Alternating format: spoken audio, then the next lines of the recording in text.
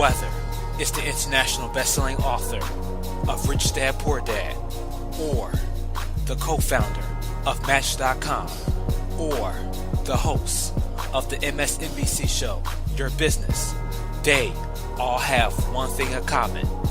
They are some of the many guests that want you to reach the finish line. Your host is Callan Diggs. Welcome. And welcome. Today, I am delighted to have Jesse Krieger. Jesse is the international best-selling author of Lifestyle Entrepreneur and also the publisher of Lifestyle Entrepreneur. And I've been following him for a while, and he's been traveling all over the world and had a best-selling book in Asia and then had a best-selling book here in the U.S. So definitely a great example of a lifestyle entrepreneur, and I'm happy to share him with you. Jesse, welcome. Thanks so much for having me, Callan. I'm excited to be here. It's always a question of how to tell the story, right? Mm-hmm. You know, when I was really young, like 13, 14, all I really cared about was music. I played electric guitar and had bands throughout high school and really followed music all around the world. Lived in Vienna, Austria for a little while and played and traveled around, just like living in hostels and stuff. But ultimately decided I wanted to make a push to like really have a band and have a music career. I wound up in Nashville and met who became my bandmate and ultimately first business partner, a guy named Jake Harsh. We were in audio engineering school together in Nashville and producing artists at night, writing our own stuff, playing out. Ultimately, how I even got into business was at a certain point, I saw that our band was getting to the point where we either had to like pursue getting a record deal or, signing with a record label, or, I saw the other option was to actually just run our own record label and handle the business side of our career. So I founded my first company at 21, which was a record label. And it really only existed for us to be able to have our band and pursue our music career full time. But it was my introduction to business. I got an advisory board of friends of the family and others I had met through different, circumstances and raised money for us, hired a manager, hired booking agent, hired a producer to even work on our album, saw it all the way through to completion and ended up releasing our album in 2005 and touring around the country a couple of different times. So it was through that whole experience that I got introduced to business even at all, but still primarily focused on music. But once I saw that, business itself can be creative, I think is when I got the bug. Let's take the next step forward. Let's talk about at the point in where you released the album, as Harsh Krieger, you and your buddy, was touring all over the country. I'm quite sure he was probably enjoying the lifestyle of that, maybe having all the groupies and everyone shouting your name. And sometimes it's a lot less glamorous than it sounds like. In fact, one of the things was, even in the height of, here I had worked my butt off and we had all worked our butts off and actually had, a career as a band. And what that means sometimes is like driving all night in a van and eating at Denny's at 6 a.m. and then going to sound check. And it's actually a lot of work. I think, the answer to that has led me down these much more diverse paths of entrepreneurship that ultimately, culminated in me 10 years later writing Lifestyle Entrepreneur and trying to figure out, what is the rationale that I've looked at to be able to travel and do things that I'm interested in and passionate about and have them be businesses, and to make that into a structure, make that into a repeatable process and system that other people could employ as well. That was my goal in writing Lifestyle Entrepreneur. Yeah. I know it skips over about 7 or 8 years of entrepreneurship, but it's important to sort of tie those together, I think, and then we can look at anything in the middle. For sure. So let's talk about that. I mean, obviously, you said you couldn't see yourself doing that, until 40 years old, and maybe someone else said, "Well, hey, Jesse must be crazy. I would love to have his lifestyle. I would love to be a rock star, travel all over the country." And really, a lot of people do not. A lot of people are just seeing it from one vantage point. By you actually doing it, obviously, it gave you some contrast, and it kind of clarified what you really wanted. Maybe that is for someone. Sure. But I mean, obviously, anybody that is thinking, "Oh, I want to be a rock star and travel the country," well, get out there and start working at it. hmm Like, there's nothing I've done that anybody else couldn't do, and there's nothing that you want to do that you can't accomplish. But the real thing with entrepreneurship is finding out how much it actually takes to accomplish that, and it's usually a lot more than people bargain for if they do start pursuing it. what prompted you to write the book, Lifestyle Entrepreneur? What was the inspiration behind writing Lifestyle Entrepreneur? Sure. So the same idea that sort of had me follow music and see how far I could take it and create a record label to support our band and all these other things gave me the firsthand experience that, wow, you can take an idea and turn it into something that exists in the world. And that became so fascinating that, I went on to advise and consult with other companies and actually learned a lot about business and different industries from consulting with companies and being more of like an advisor in some capacity until I got like sort of to a point where I was finally felt comfortable to, start a company from scratch and be the sole person that's running it. And in so doing, started one of the companies I wrote about in my book called USB Superstore. hmm And at that point, it was like 2008. I had just read The 4 Hour Work Week. I was so fascinated. I was like, wow, this guy gets it. Like, I had been traveling and spending summers in Europe and hmm doing a bunch of really fun stuff. And now I was like, okay, there's a whole community of people that, are pursuing this type of lifestyle and this approach to business. And so I structured the USB Superstore from the ground up to be a totally virtual organization. And that's so And, interesting. If I can hop in right there, Jesse, yeah. because as you're talking about, it's almost like I'm a step behind you in many respects because you've been traveling around the world, seeing Asia, and just kind of being a kind of nomadic or expat entrepreneur, and that's what I have been doing. And then you kind of and then as you authored a book that has been really has been international bestseller.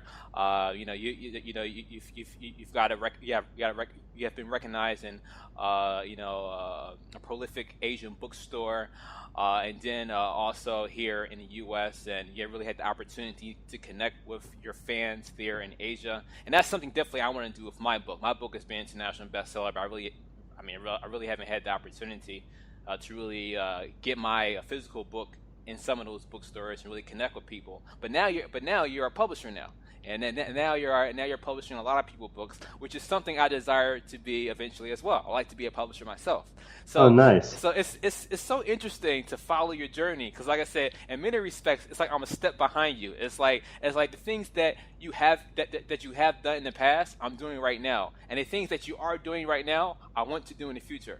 So it's very inspiring, Well, very, very exciting. I appreciate that. It actually it makes me think of an important teaching point, in all of this stuff for people listening as well, is I think of entrepreneurship as a spectrum, right? And on one end is you've never started a business, you don't know anything about business, and on the other end of the spectrum is like a Richard Branson or somebody that hmm has started hundreds of companies, and pretty much everybody else is somewhere in between. hmm So, I am somewhere on that spectrum, far away from the starting line, but still nowhere near a Richard Branson type of a level. hmm And it's appropriate for people that are a few years behind me on the trajectory that I'm going are the best people to work with and inspire and help, just as the people that are 2 or 3 years, 4 years ahead of where I am now are the people that I try and learn from and partner with in order to grow so that we all move sort of in lockstep or at different speeds up this spectrum of experience with entrepreneurship. And that is actually the way I see it.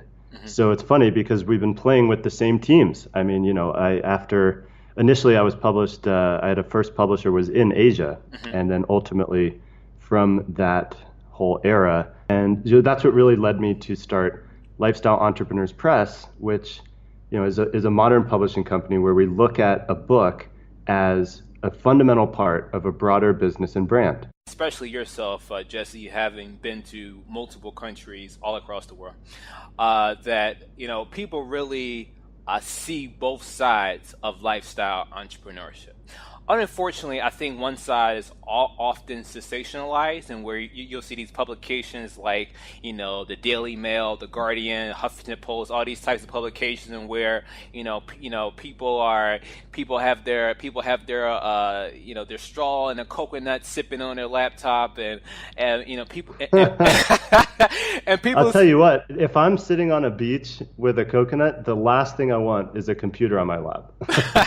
If I'm going to be on a beach, I'm going to be swimming or snorkeling or jumping off of a cliff, not sitting there on my computer. So I mean, it's the dumbest mischaracterization of being a lifestyle entrepreneur, but I'm totally on board with you that that's the one that, you know, people see and it makes a good media angle. For sure. It's really not an accurate representation of what it's all about, but it gives you a little bit of a taste, I guess. For sure, but often people don't see the other side of it, and where the dark times, the struggles, the challenges. Like typically these publications never highlight these areas. It's always the success, and oftentimes I think that does a disservice to a lot of people who want to become lifestyle entrepreneurs, because Oh, it gives them absolutely. a false sense that, oh well, I mean, now don't get me wrong, it gives them the confidence and the motivation to take the first step, but at the same time I feel like it's misleading because it does not outline the full Well, here's the perspective. thing. Here's the thing. If you have a two-page article in a publication, at best, you can introduce somebody to an idea that a type of lifestyle or a type of business is possible. But to go many, many layers deeper under the surface into the actual, higher level conversations around what it takes to build a business and so forth and so on. Yeah, it's a complex topic, and it's very subjective, right? Because everybody's experience is unique, but there are some common threads, some common principles that really help people to, I just always view this as a process of turning an idea or a vision that you have in your head into something that exists, that corresponds in the world. And that process of creation is the process of entrepreneurship. And I think that's something that may not get touched on as much as like this outcome based approach of, hey, you could be sitting on a beach sipping a coconut right now. Great, good for you, right? You go to a beach. If I sat on a beach for 3 days, I'd be bored out of my mind.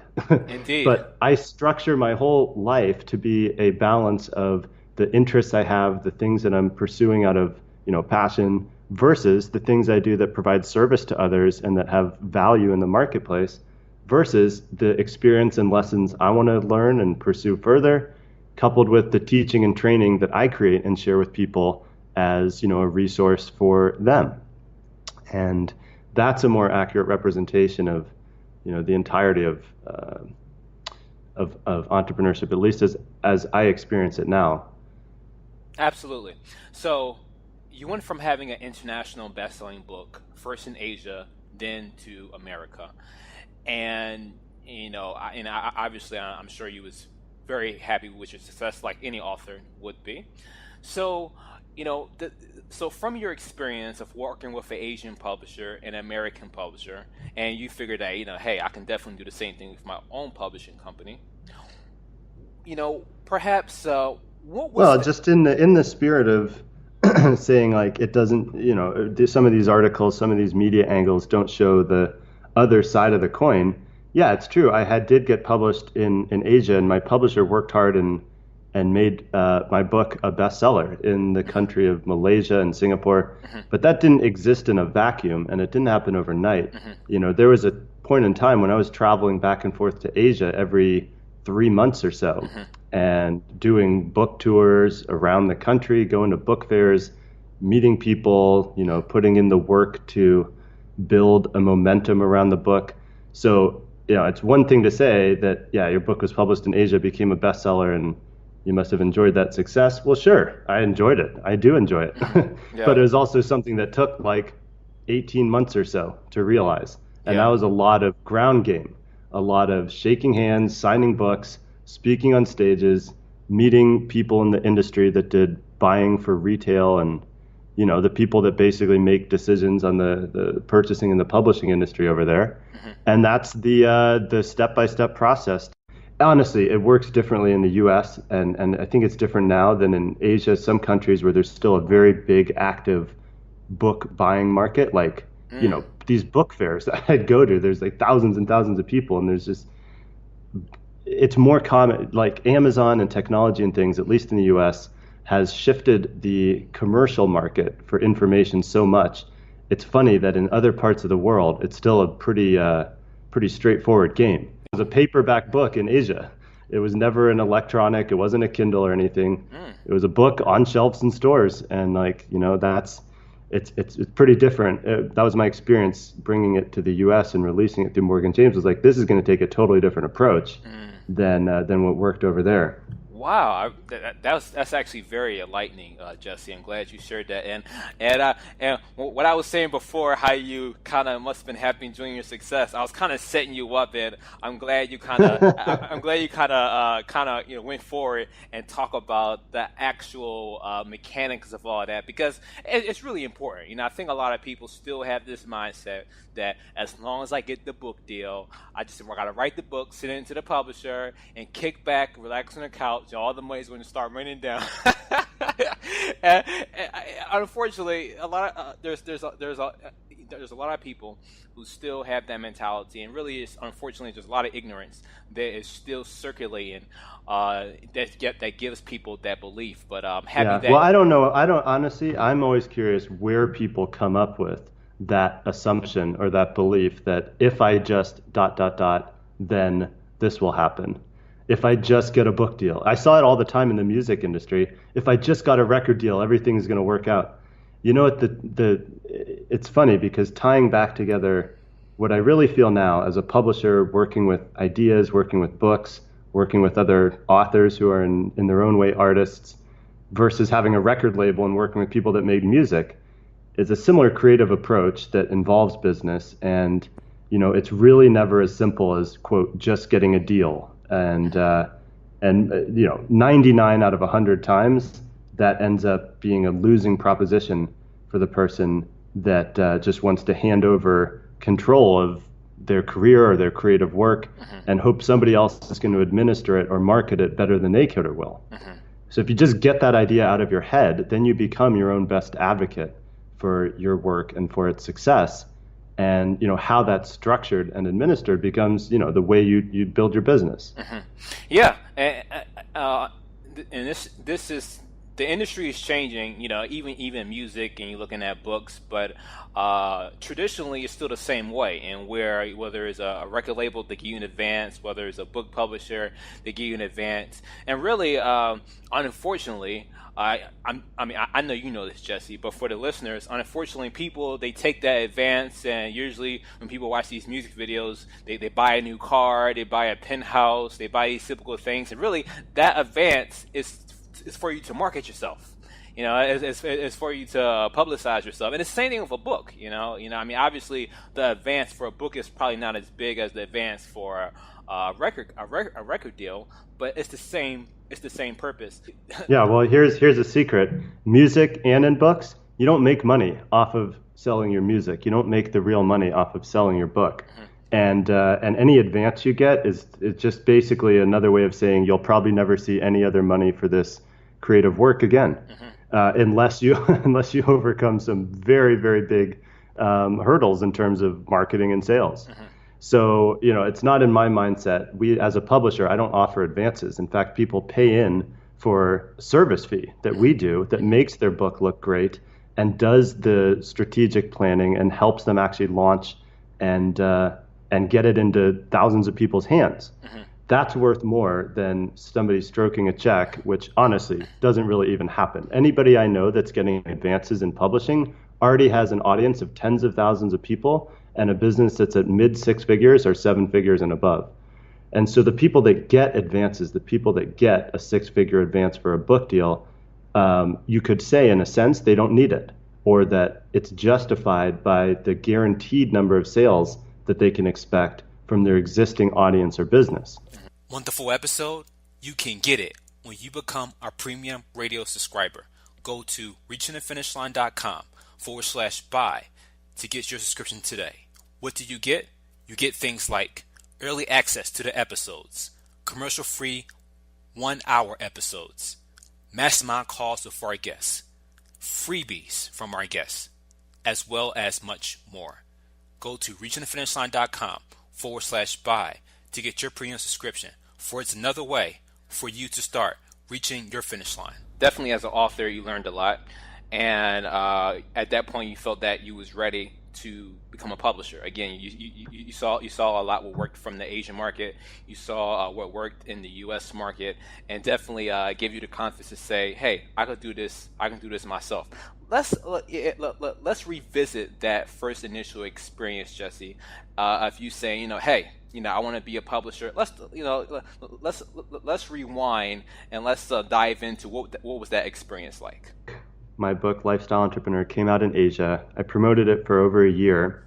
And then I took that momentum and I went to an event that I knew Morgan James was going to be at, basically pitched them on signing me, rewrote the book, they released it, and I just expected things to happen as they had before. I expected a lot of marketing support, coordinating book tours and talks. And I realized it was like a splash of cold water in the face. Oh, that's not how it works in the US with book marketing. It's not how it works. And it was a reminder. It was actually a wake-up call where it was like, okay, I could either really pursue this and figure out what good book marketing is, how to have consistent success with this, or just say it was a fun adventure. I released my book in Asia and move on to something else. And I really did weigh the decision of like, do I want to try and pursue mastery within publishing and book marketing, or do I want to just chalk it up to say, I'm glad I wrote my book and got to, share it with people in one part of the world and do something else. And I chose to build a publishing company. Mm-hmm. And so I started with somebody that I wrote about in my own book. His name's Jasper Rivers. And, he is talking to me about a book idea he had and ultimately became the first book that we published called Get Paid for Your Pad, which is now the number one book for Airbnb hosts.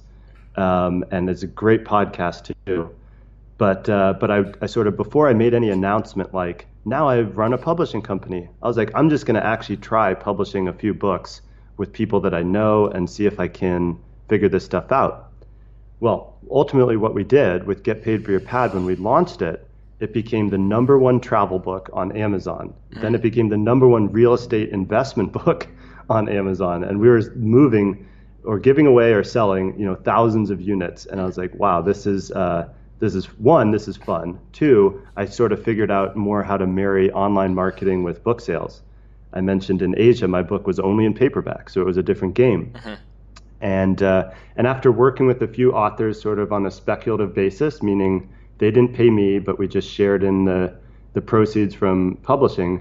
Then I started to formulate the package that I now offer, which is a done-for-you publishing and bestseller launch. Mm-hmm. And over the last 18 months, have built much more structure and formalized the process, and have a much bigger team now than I did then. But it's the same approach of working with an author and looking at how does this book fit into your broader business and the personal brand, the platform you want to build, and really partnering with them because, as you've probably yourself realized, Callan, having a book and doing book promotions, it's not like an overnight thing, or it's not like a product launch where it's one day it's here and the next it's gone.